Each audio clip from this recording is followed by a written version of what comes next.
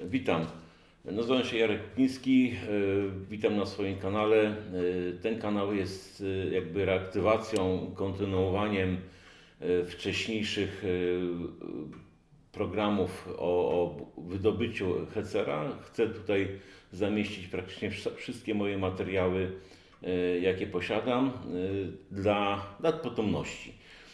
W dzisiejszym odcinku pokażę, jak z Piotrkiem pierwsze odcinki były kręcone odnośnie samej budowy, moich rozważań na temat napędu, na temat zrobienia całej konstrukcji poszczególnych elementów, moje zamysły, jak skopiować oryginał, żeby wszystko się zgadzało. Zrobienie poszczególnych elementów wanny, czy blachy, które tam wchodziły w ten skład. To jeszcze widać tam u mnie na podwórku, jak to stało. I w tych programach będę chciał też zamieszczać pod koniec materiały, które nigdzie nie były propagowane, demonstrowane. To są materiały z budowy poszczególnych elementów jezdnych, wózków, wahaczy, tulei. Ja wtedy robiłem dużo zdjęć, nie robiłem filmów, ale tych filmów też tam parę będzie. I zaznaczam, że to jeszcze praktycznie nigdzie nie było zamieszczane. Będę może chciał troszkę opowiedzieć, a może puszczę same zdjęcia z poszczególnych etapów. Takie ciekawostki. Zapraszam do obejrzenia. Zmiana lokalizacji, słowo się rzekło, było powiedziane A, to jest powiedziane i B. Jak widzicie, nasze ubiory się nie zmieniły, więc na gorąco przyjechaliśmy do drugiej lokalizacji, warsztat Autogum Brzeźno tym razem. Tutaj się dzieją rzeczy wagi cięższej, czyli to, o czym wspomnieliśmy słowem takim małym w odcinku z Sprinterem. No tutaj, jak widzicie, leży trochę takiego żelastwa, które ciężko jest samemu przenosić, bo no, nie są to lekkie rzeczy. Później zobaczycie, co się tu dzieje dalej, bo ja widzę więcej, wy jeszcze tego nie widzicie, ale zaraz Wam pokażemy. Jarek, co to jest? O co tu chodzi? To są elementy składowe do mojej zabawki, o której zawsze marzyłem, tak? Bo każdy mały chłopiec, jak oglądał 4 pancernych i psa, to chciał mieć czołg, tak? Albo takim czołgiem jeździć. Ja też taki czołg chciałem mieć. No i taki czołg, tak jak już mówiłem wcześniej, do mnie przyszedł. Gdzieś tam się pokazał, czyli 2007 rok, tak, Jurata. Byłem przy wyciąganiu Hecera. Hecer wygląda dokładnie tak. Może tu mamy gdzieś jakieś fotki. O! Z tyłu jest. Z tyłu, tak. To jest Hecer. O. To jest Hecer właśnie. Proszę bardzo. Wariantów naprawdę wiele. Cała książka o tym mówi. Tak. I takiego Hecera w 2007 roku udało się wydobyć. Po oczyszczeniu go wstępnym, jakimś tam rozbrojeniu na poligonie przez saperów, podziękowania, tak, bo miał być wysadzony w powietrze, no ale ktoś tam z marynarki wojennej zadziałał i ten pojazd istnieje, tak, i żyje i jest, a nie to, że został wysadzony w powietrze. No i po tym czasie, jakichś tam powiedzmy 2-4 tygodniach, został wyczyszczony, wypiaskowany, trafił ten pojazd do mnie do warsztatu. No i zacząłem przy tym pojeździe pracować, tak, swoimi ludźmi, swoją jakąś tam wiedzą. No i zacząłem się po prostu pomału go rozbierać, czyścić, naprawiać wszystkie elementy, te rzeczy, takie tam prace, które są robione, które były robione. To można sobie na stronie fundacji latebra.org zobaczyć po prostu i etapy jakieś tam czyszczenia, wycinania poszczególnych blach, odbudowy poszczególnych elementów, no i do momentu uruchomienia jego do stanu możliwości przetaczania. On w tej chwili stoi w Wilczym Szańcu i tam jest jako taka stała ekspozycja, dlatego że Wilczy Szaniec, czyli kwatera główna Hitlera, dlatego że w tym miejscu, to był 1944 rok, czyli z 1 sierpnia 1944 roku, Hitler przebywał w kwaterze swojej i tam podjął decyzję oczywiście o zlikwidowaniu powstania, stłumieniu i zniszczeniu Warszawy. I teraz jak Lasy Państwowe przejęły na nowo kwaterę Hitlera, czyli Wilczyczaniec, powstała koncepcja, żeby zrobić tam ekspozycję taką stałą odnośnie Powstania Warszawskiego. 2 sierpnia powstańcy zdobyli taki pojazd, tak? 2 pojazdy wyjechały na plac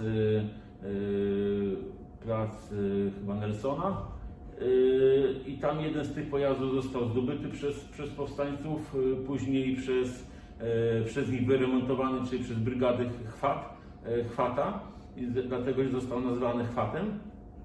I został wstawiony w barykadę, po czym został z tej barykady wyciągnięty i wprowadzony do garażu tego Poczty Polskiej i tam już pozostał. Pozostał dlatego, że poczta została zbombardowana, Hetzer został, ten niemiecki, czyli polski zdobyczny Chwat, został przygnieciony gruzami. Po wojnie, wiadomo, z czasy stalinowskie, wszystko co było niemieckie, wszystko co było przez Armię Krajową zdobyte i co miało jakieś symptomy Armii Krajowej, zostało niszczone, tak? Na hutę, tak, huta. Ocalał chyba jeden wahacz albo jedno koło, nie pamiętam, tak? No i teraz w 2007 roku myśmy to wydobyli,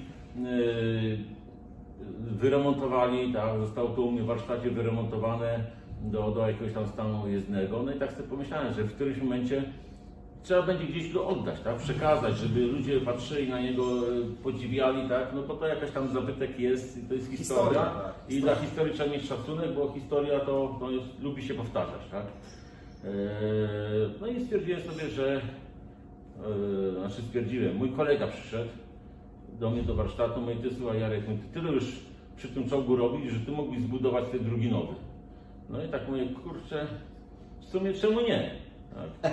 Zacząłem myśleć, mówię tak. Jarku, trzeba uważać, co się mówi, bo jest takie ryzyko, że za tydzień to zbuduje. To skopiuje.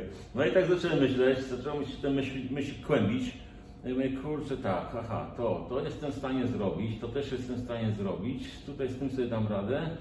No kurczę, napęd. No i tutaj powstał problem z napędem. Jak to napędzić, kurczę? Tam były takie zwolnice, układ cały przeniesienia napędu dosyć skomplikowany, no może prosty, tak, ale dla mnie zbudowanie czegoś takiego to nastawał problem. No i stwierdziłem, że mogę to zrobić na napędzie hydraulicznym, tak, czyli na silnikach hydraulicznych. No i kurczę, gdzie takie silniki są używane? Koparki, małe koparki, duże koparki.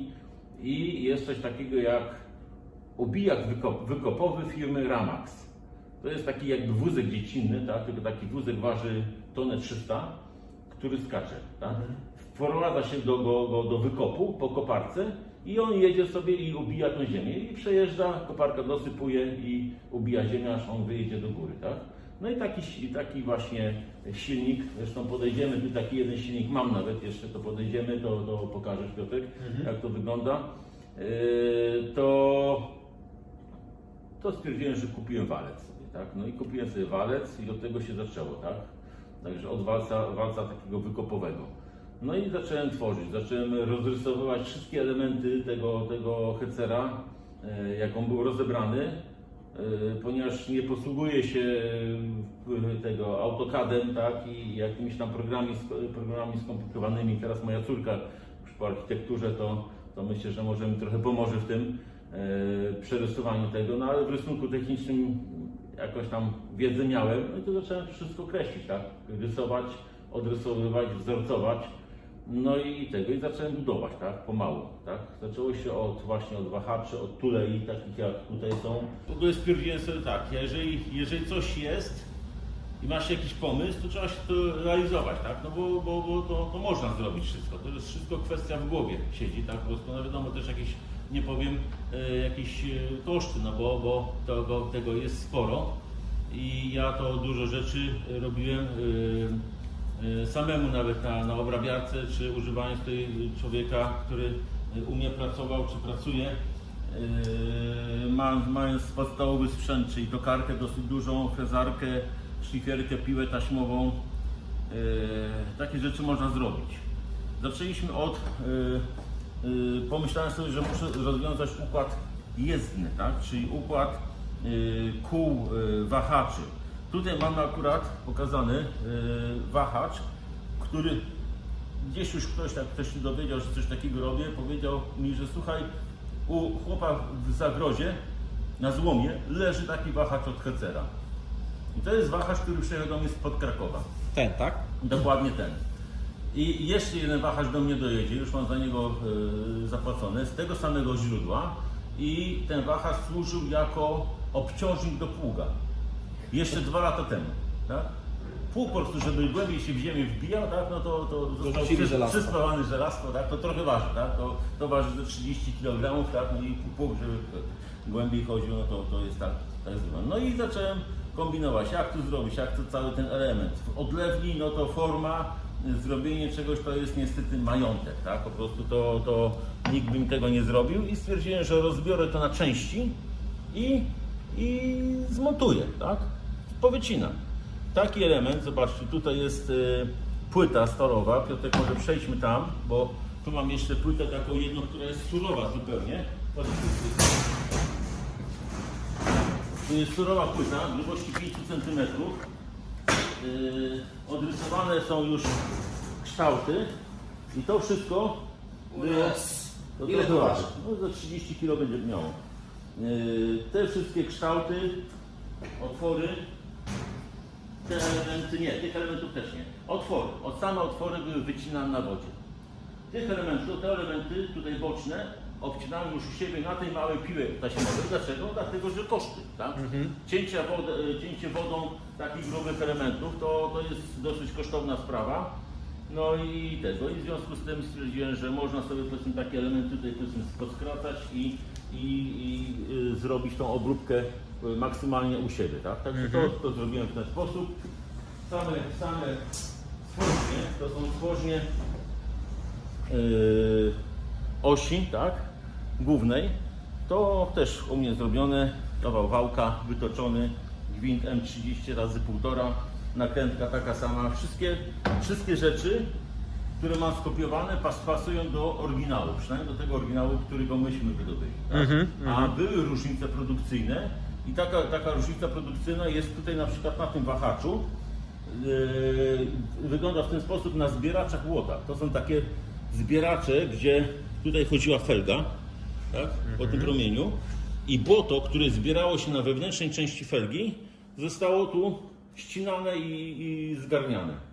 Także tutaj jest przyspawane, a w tym oryginale, który stoi, który był wydobyty przez Latebrę, jest odlew. Ale jeżeli coś takiego było, to mi dużo prościej było zrobić, przyspawać takie elementy, jak tutaj na przykład, tak? No może akurat to tak samo tutaj nie wyszło, tak? Ten sam kąt, ale powiedzmy grubością, tak? Bo to... No ale poczekaj, to jest oryginał. To jest oryginał. Ale tutaj ten ślad jest jak po spawie. Tak, bo to jest spawane. Aha. A mówię, to jest wersja rozwojowa. Tak? Czyli tych wersji było różnych, bo produkowali to w dwóch, Hecera produkowali w 2 fabrykach, tak? Czesi.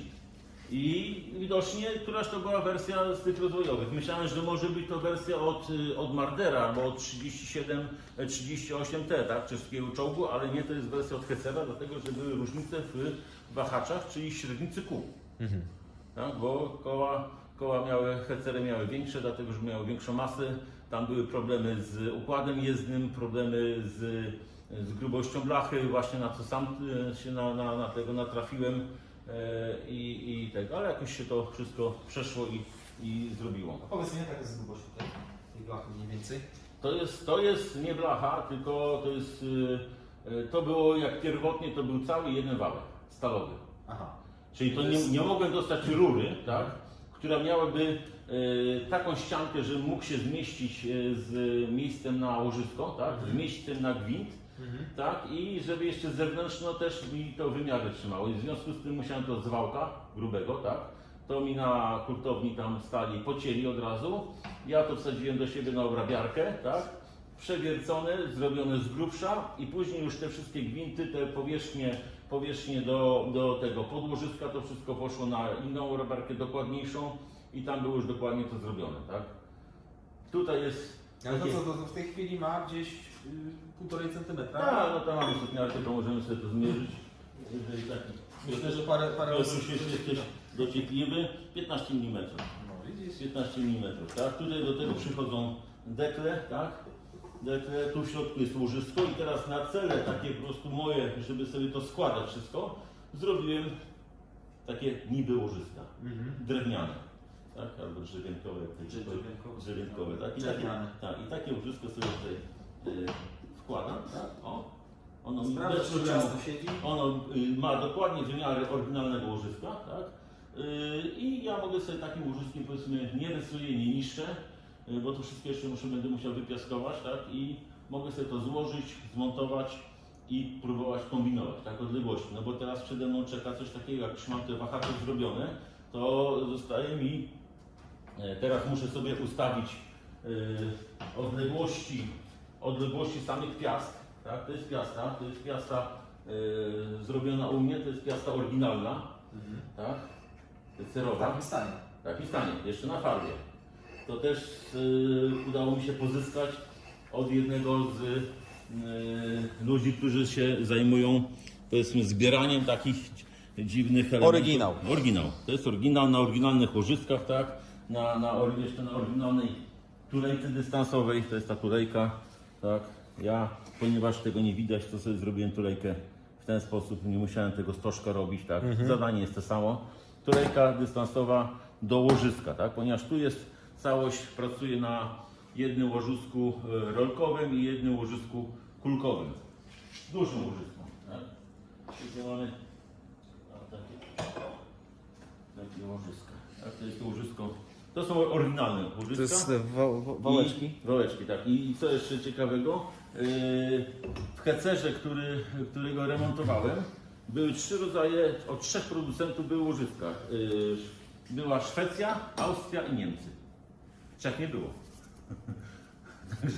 Także pełna współpraca była. No. I to jest oryginał? To jest oryginał. To jest oryginał łożysko. I takie sobie tu łożysko się później sprasuje, skręci, tak, dopasowuje sobie. Każdy jest punkcowany, tak, opisany L1, L2, czyli lewe pierwsze, lewe drugie koło, tak, żeby później je spasować, tak. Są pewne zmiany, jakieś tam, powiedzmy, tutaj w oryginale uszczelnienie było, pierścień uszczelniający taki zrobiony z sznurów łojowych, a ja to robię normalnie z Immeringu, który jest dostępny, po prostu faktycznie produkowany, kosztuje tam 6 zł, także nie ma z tym problemu. No i coś takiego teraz będę dopasowywał sobie odległości podkładkami, tak?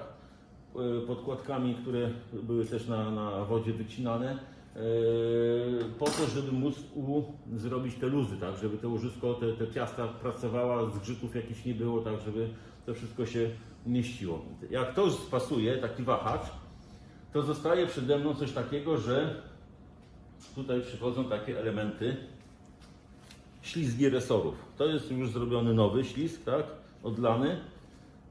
Otwory się nawierca, tak, pasujemy, wstawiamy. Tu, czyli mamy tutaj już taki wahacz zrobiony, ale zobacz tutaj, Piotruś, tutaj są te wahacze porobione, ich jest już więcej, już cały komplet. I jak taki wahacz sobie biorę, jeden z drugim, tak, lewy i prawy, montuję to do wózka. To jest wózek. Tutaj akurat jest założone, są piasty, które nie powinny w tym miejscu być, bo nie przychodzą, ale średnice wymiaru są takie same. I teraz ten wózek będę musiał budować, tutaj będę budował wieżyczkę, na której będzie pracował ten oto resor tutaj. Tak? Czyli ten element został już zbudowany, od zera oczywiście, a sam resor to jest Star 266. Czyli pszczółka tak zwana. Ma bardzo podobne parametry, jest tylko o centymetr węższy, ale jest gotowy, łatwo dostępny i tak to wygląda. Tutaj co z tego mamy jeszcze, to są koła napinające, tam są felgi, tutaj mamy obudowy tych naciągów, tam są koła napinające tylne. A tutaj mamy jeszcze ten element. Tak, no to już jest taki, że przy nim już tutaj było kombinowane, ale polegliśmy troszkę. Polegliśmy z racji masy. Z racji masy, dlatego że sam resor, unoszenie tego, podnoszenie, dopasowywanie sprawia problemy. Tak? W związku z tym trzeba było zbudować takie to urządzenie, tak? Czyli tak zwaną bramownicę. Wjeżdżamy. Tak. Mamy haczyk, tak. I sobie normalnie Można dźwigać. dźwigać. Czyli zobaczcie ile tutaj... Naciskając guzik. Tak, a nie kręgi swoje w kręgosłupie. No, używana wyciągarka Demaga, tak, udźwig tam 300 kg, także zupełnie nam do tego wystarczy i można sobie coś takiego zacząć tutaj kombinować.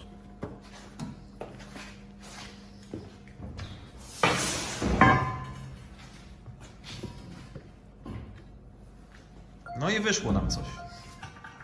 Chyba mi wyszło.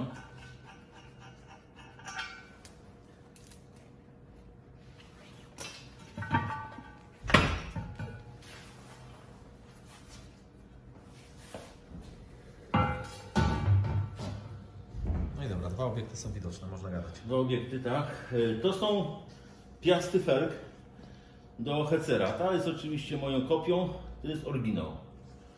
Ale ponieważ staram się być dokładny i skrupulatny z tym, co robię, dałem do zbadania taką stal. Tak, okazuje się, że i chciałem zamówić taką płytę, myślałem, że to zwykłej gatunkowej stali będzie wystarczało. Okazuje się, że takiej stali nie ma w Polsce. Dopiero w Krupie ją mogłem dostać, tak? Aha, czyli znany obecnie ThyssenKrupp, tak? ThyssenKrupp, tak. Krupp do tej pory ją produkuje. Okazuje się, że to jest stara jakaś tam specjalna, tak, sprężynowa, z polepszonych jakichś tam super parametrach. No trudno, dobra. Zamówiłem to, arkusz 3x6. Moje spory, przyjechał tam po miesiącu czasu. Zostało to wycięte plazmą, przyjechało do mnie. No i tutaj stwierdzam, że jednak ta grubość blachy i problemy, które Niemcy mieli na przykład z hecerami odnośnie zawieszenia, bo oni zaadoptowali gotowy produkt, czyli 38T do pojazdu, który był znacznie cięższy z przodu, tak, on samo jarzmo działa, miało około 3 ton wagi, tak, to powodowało, że przednie zawieszenia w pierwszych modelach siadały, tak. I tutaj zobaczyłem rzeczywiście naocznie, ponieważ ta felga ma grubość 6 mm, a w Hecerze, i to jest felga prawdopodobnie od 38T. One by miały te same średnice, tylko bandaże były większe. A felga w Hecerze była 8 mm. No i mówię, trzeba by to wygiąć. Tak? Zacząłem to wyginać, ale moja prasa, która ma 60 ton nacisku, po wciśnięciu tego na 1,5 cm powiedziała, że więcej nie może, a blacha wróciła z powrotem. No i w związku z tym trzeba było Taka zrobić... sprężystość? Taka sprężystość. Dlatego trzeba było zrobić z tego specjalną formę. Tutaj nawet ta forma leży tu jeszcze pod stołem u mnie. Także tak jak chcesz, to weź to, pokaż tutaj. Ale że coś, no. Leży tam taka forma, tak? I tą formę... Ciągnę zoomem. Tak, tą formę sobie tam... I to jest forma, która mi służyła do wyciskania tych felg. Dopiero prasa, która ma nacisk 200 ton, mogła coś takiego zrobić, tak? A powiem tak, że zgrzyt metalu, jaki powstawał przy tym, to całe szczęście mam to nagrane, tak? Także pewnie w jakimś tam odcinku to Myślę, że zrobimy odcinek taki, jak te produkcja w ogóle tych elementów. tak, jak to było po jaraniach, to produkowałem, jak to robiłem i tego, z czego to było robione. Także to jest, będzie pokazane. Tutaj w każdym razie pokazało się właśnie, że te różnice w zawieszeniach i kombinacje Niemców z tym po prostu samym układem jezdnym, tak, żeby to się nie rozjeżdżało, nie pracowało, bo sam nacisk po prostu tych felg i samego działa, samego pancerza, bo z przodu trzeba pamiętać, że tam był pancerz 6 cm, czyli 3 płyty po 20 mm zespawane ze sobą. Pod kątem 60 stopni dawało to, że praktycznie pancerz miał grubość około 100 mm, tak? Dosyć duży skos, to można tu pokazać, tak? Po prostu na rysunkowo właśnie mówimy o tym pancerzu przednim, tak? Kąt drugi Także to dawało dosyć duży powiedzmy grubość, tak? Czyli odporność na przybicie. Z boku hecer miał 20 mm, także pierwsze lepsze, mniejsze działko potrafiło go przebić i zniszczyć. Także takie elementy, które się produkowało. No w tej chwili jesteśmy na etapie takim, żeby to składać, tak?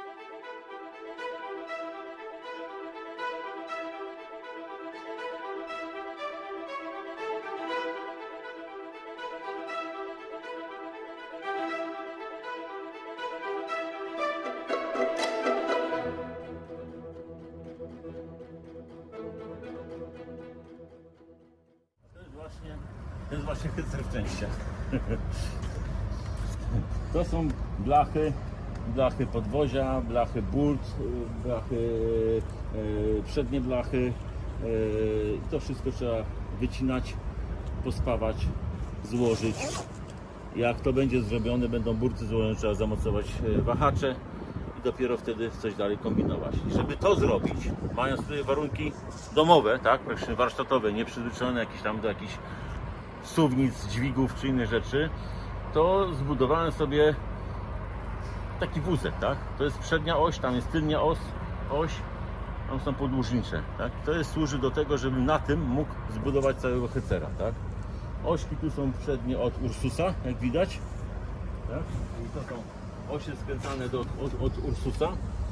Felgi to są od sztaplarki, koła od sztaplarki. Przekładnia kierownicza od samochodu osobowego, tak? Tutaj mamy kierownicę, tak? I możemy tym układem skręcać sobie, tak? I drugi taki sam układ jest tu.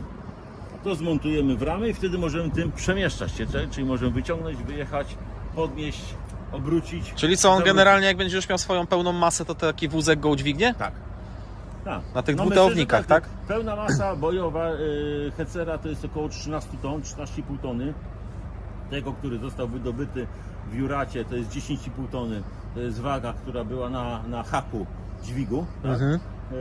Dlatego tak mało, że tam sporo brakowało już, tak? I z układu jezdnego, z dachu nie było wtedy silnika, tak? Bo to ważony bez silnika po prostu ten pojazd. Także powiedzmy mój liczy około 7 ton. Nie chciałem sobie po prostu jakieś tam głowy zawracać, bo nie znam się na tym i nie zrobiłbym tego po prostu, żeby tutaj coś kombinować. Ile będzie, tyle będzie, tak? Na pewno troszkę odciążam go, bo pewne elementy nie będą takie grube jak w oryginale, ale na tym będę chciał go przemieszczać, przestawiać. I na zakupy w weekend do Galerii Bałtyckiej. Chciałbym pojechać, kurczę, na jakieś rekonstrukcje, tak? Chciałbym gdzieś się przejechać, wsiąść do niego, zobaczyć jak to było. Fakt, że będę miał dużo więcej miejsca niż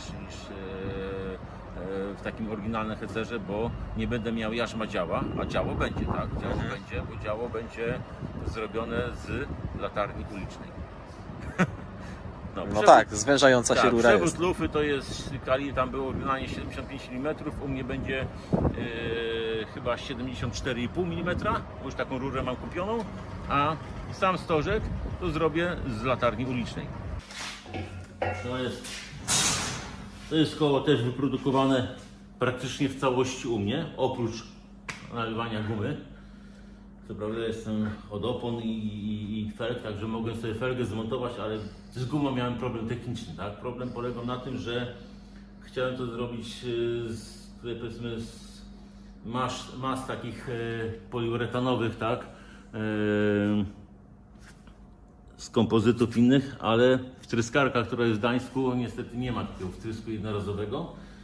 I dałem to do zrobienia do mojego kolegi, do firmy Handke, która zajmuje się takimi właśnie sprawami. I firma Handke miała gotową formę, dlatego że oni wcześniej mieli hecera, tak? Ale tego G13 ze spalonymi bandażami. Także mieli gotową formę i to po prostu mi nalali wszystkie 8 kół, ale same obręcze, to wszystko tu u mnie było wycinane, robione i kombinowane. Ale ja też mówię, nie mogłem poprzestać tak, żeby tutaj sobie samemu czegoś nie oddać. To jest koło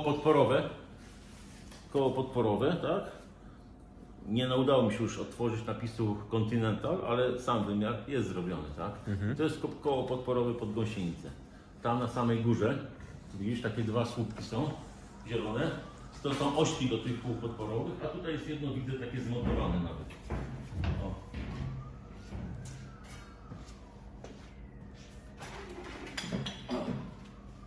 To też jest zrobione od początku do końca u mnie w warsztacie.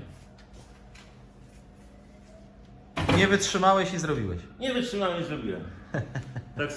Tak samo temat gąsienic, tak? A co tam się dzieje? Pewnie jadą z koronawirusem. Nie wiem, czy na tej akurat będzie widoczne, ale może na tej. O, tutaj będzie dobrze widoczne. No, także... No.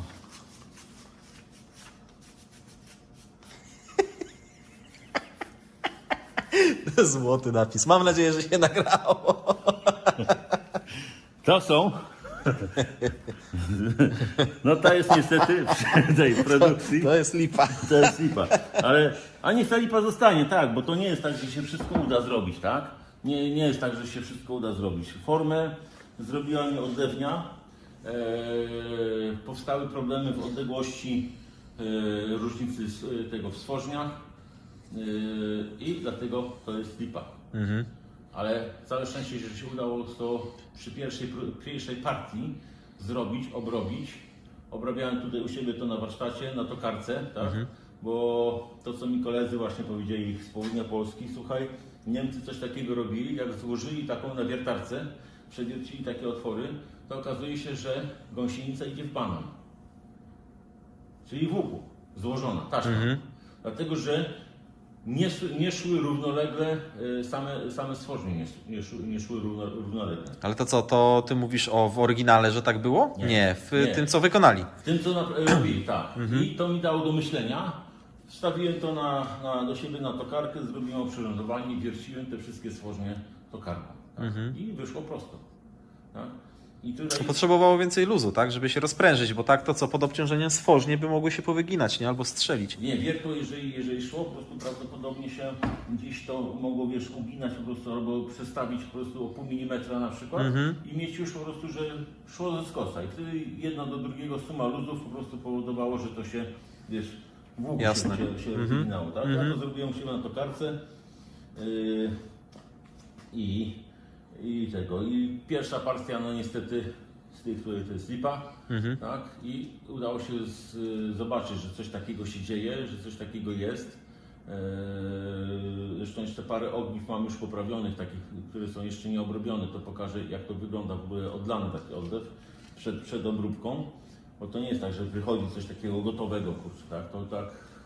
To może się tak da, ale ja nie mam pojęcia, jak to zrobić, kurczę, tak, i odlewnia, w której to robiłem, też mi tego nie zrobiła, także są duże nakładki odlewnicze i to musiałem wszystko później ścinać, frezować, szlifować, także duża ilość roboty przy tym, no ale jakoś się dało radę, tak. W każdym razie tu miałem problem z rozstawem śrub, rozwiązałem to, tak, zmieniliśmy formę trochę i jest dokładnie taki sam odległość i pasuje na oryginalne zęby gąsienica, czyli można ją używać jako elementu zastępczego, tak? No, jest zrobiona nie z takiego samego materiału jak oryginalna gąsienica, ale jest bardzo zbliżony skład. No to wpływa na twardość, tak? Wpływa na twardość, tak? Tylko, że tu jest to, że ja nie przewiduję, że będę miał setek kilometrów robił, tak jak ja się przemieszczę z 50-100 kilometrów, to będę się cieszył po prostu, tak, że tyle mogę przejechać na przykład i gdzieś tam sobie tego, a jak będzie więcej wytrzyma, to tego. Ale na pewno nie jest to zrobione ze stali jakiejś tam masełkowej tak zwanej, tak? Że się rozleci. Ciekawe. Stal masełkowa. No, Jak prądy błądzące. Taka stal, że wiesz, że dopniesz po prostu i sama na widok po prostu gnie się, tak? Tutaj mamy silnik właśnie od Ramaxa, czyli to, co chciałem użyć po prostu do napędu Hessera. Tu jest w środku przekładnia planetarna. No, ale jest przykręcone, to tego nie podniosę teraz. W środku jest mały silnik hydrauliczny, tak zwany silnik rotatorowy. Pojechałem do firmy, w Elblągu, która się specjalizuje hydraulice siłowej rozebrali, tak mówię, o kurczę, no wyższa filozofia jest, kurczę, tak, mówię, to, kurczę, taki dziwolągo to nie myślałem, że można nawet pracować, no ale pracuję. Ale stwierdziłem, że grubości zębatek i przekroje tych osiek, które tam są, to mogą spowodować, że w którymś momencie stanę. Tak, także sobie temat odpuściłem. Odpuściłem sobie temat układu hydraulicznego. Walec drogowy sprzedałem. I co zrobiłem? Kupiłem traktor. Ursusa. Znaczy fragment Ursusa, tak? Pojechałem do Mistrz. Świecia. Tam u pana Henia. Pan Heniu handluje częściami od traktorów. Pokazał mi jeżdżącego Ursusa, którego ściągnął gdzieś tam z Francji. Przejechałem się tym Ursusem i powiedziałem, że biorę od niego cały tył, czyli układ napędowy. Dlaczego? Dlatego, że tam są zwolnice, które są bardzo podobne do Hecera. Tak? I ten układ, czyli układ napędowy od Ursusa, będę miał jako układ napędowy do Hecera. Tak? I będzie banglać, Tak, tylko będziesz miał też dostęp do części zapasowych zawsze tak, jakiś, nie? tak, tylko jeszcze powstaje taka rzecz, że w Ursusie silnik jest z przodu, w Hecerze jest silnik z tyłu. Kierunki obrotów na przekładniach. Mhm. Tak, będę miał 6 biegów, powiedzmy 5 biegów do przodu, 5 biegów do, 1 bieg, nie, 5 do tyłu, 1 do przodu. No, ale trzeba odwrócić główkę mostu. Mhm. No, sobie gdzieś tam pewnie pokażemy w którymś momencie, tak, i myślę, że pojedzie do przodu sobie. A co do samego silnika? Jeep Grand Cherokee. 4 litry, 190 koni w automacie. Samochód kosztuje 4000 zł, silnik kosztuje 2000 zł. Także jest ogólnie dostępny, tak? Jest ogólnie znaną jednostką i myślę, że taka jednostka powinna napędzić tego mojego stwora, tak? Mojego Hecera. Tutaj mamy kolejny element, to jest jarzmo działa. Jarzmo działa. No i pytanie, jak coś takiego zrobić? Odlew? Odlew aluminiowy. No właśnie, bo tutaj pamiętam, że był ten myk. Przecież jak Adam Sikorski był, tak? Tak. To też to chwytałeś, przenosiłeś. Tak. Tutaj wchodzi lufa, tutaj wchodzi stworzeń kulisty, taki obudowa kulista. Będzie zrobiona prawdopodobnie ze zbiornika na gaz do samochodu osobowego.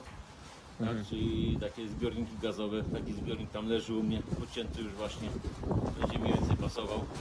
Nie będzie się to obracało, będzie sztywne, tak, bo to za dużo tam jest kombinacji, no ale tutaj mamy problem taki, że odlewnia, która mi to robiła,